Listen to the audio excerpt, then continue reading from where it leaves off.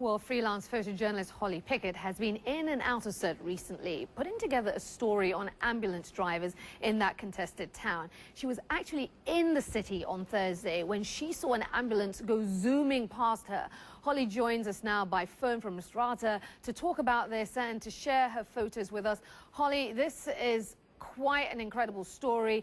Talk to us about what you saw. Yeah, I was with an ambulance because I was doing a story about the frontline medics that have been working for the past several weeks in Sirte, and we left the field hospital nearby, just on the outskirts of Sirte, and took a back road. It was kind of a rural residential area. I could see smoke billowing in the distance, and we heard that perhaps the revolutionaries had captured Gadhafi's son, actually, Muatasam. But a few minutes later, an ambulance roared past us, and there were perhaps 10 rebels inside shouting, "We have him, we have Shafshufa," which is that's the nickname that the Libyans give Colonel Gadhafi because of his.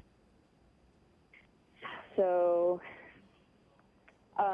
we went from there back to the field hospital, where the ambulance made a loop around the parking lot, and then we headed back onto the highway toward Misrata. And go ahead, Holly, but I want to ask you this one. As you're following this ambulance, describe what you were hearing. It would seem we have lost our connection with Holly Pickett, who is there in Misrata, who was following the ambulance that contained the body of Muammar Gadhafi. We are working to re-establish contact with Holly to get more of her story, what she saw, what she heard. So stay with us. We're going to try and reconnect with her. Stay with us on Backstory for that. We're going to take a very quick break. Backstory will be back in a few moments.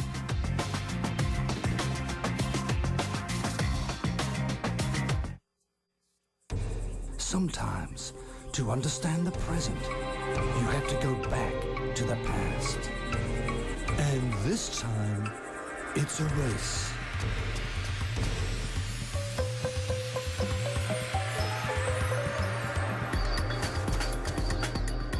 A race against time.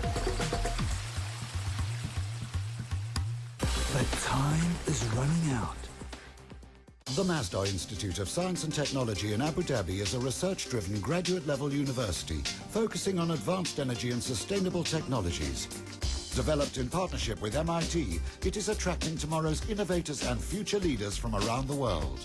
The Masdar Institute is committed to changing our world with groundbreaking technological innovations and research inside a living laboratory at the heart of one of the world's most sustainable cities. Masdar Institute, learning to change the world. This week on Inside Africa, join me in Kepile Mabuse in Mozambique. We're all about prawns, architecture, and rats. Yes, rats. We'll tell you why they're this country's unlikely heroes. Before I came here and see them working, I didn't know how effective or how good they are. Inside Africa, Saturday, only on CNN, in association with Zenith Bank. We want to pick up our conversation with freelance journalist Holly Pickett. She was in Sirte yesterday and actually saw the ambulance carrying ousted leader Muammar Gadhafi. Holly joins us again by phone from Misrata. Holly, you were saying that the ambulance did a lap around a car park. Pick up from where you left off. Yeah, the ambulance went to the nearby field hospital, and the mood was very celebratory. It was pandemonium, actually. There was a lot of chaos. People were screaming. The doors of the ambulance were open so that supposedly people would be able to see the body of Gadhafi, and people were just screaming, going crazy. He's finished, you know, we have him, it's done. And they kind of made a loop in the parking lot and then hit the highway for Misrata at a very high speed. Let me jump in right there. At that point, do you know for certain whether Gadhafi was alive or dead? I unfortunately did not know for certain. I was, like everyone else, chasing this ambulance around, trying to get a closer look with my cameras, and I just couldn't get close enough in time. So we hopped back in the ambulance that I was in. 2 medics joined us, and there was the ambulance driver and myself, and we basically chased the ambulance with Gadhafi's body in it. But I had the impression that he was already dead. I hadn't seen his body yet, but just from the way that they were celebrating, I kind of had that impression. But I don't know for sure. And so what happened then? Did you keep following them? Yes, we followed them, and I kept telling them I couldn't see anything. I couldn't see anything. I'm the only journalist here. I have to see if it's true. And so they drove up very close to the door of the ambulance, and it was open, but there were so many fighters. It was difficult to get a clear picture. And I just told them, I can't see anything. Are you sure you have Gadhafi? And they sort of parted, and I could see just his chest and his hand. It was bloody. One of the fighters was holding his hand, but then he dropped it, and he looked quite limp and unresponsive. Although going 120 kilometers an hour, of course I couldn't take his pulse or anything through the open door, but he looked like he was dead at that point. And then we fell back to behind the ambulance, and the fighters opened the door to give me or to show us a clear shot of his the top of his body, and I could just see blood kind of pouring down the end of the door, and I could see his hair, his frizzy hair that he was famous for. And at that point, I was sure that it was Gadhafi. And again, to me, he looked like he was dead. Holly, let me ask you this. You were involved in this chase. You were able to get these photos that we're sharing with our viewers now.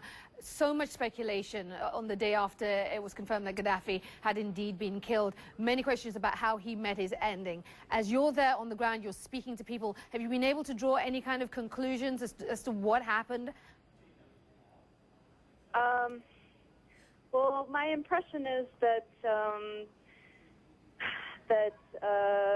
you know, he was already dead or mortally wounded when he was put inside the ambulance.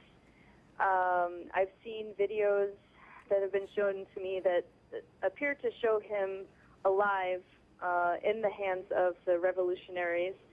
So that does raise a lot of questions as to how he was wounded, although the pictures that I've seen have him with quite a bit of blood pouring from his head.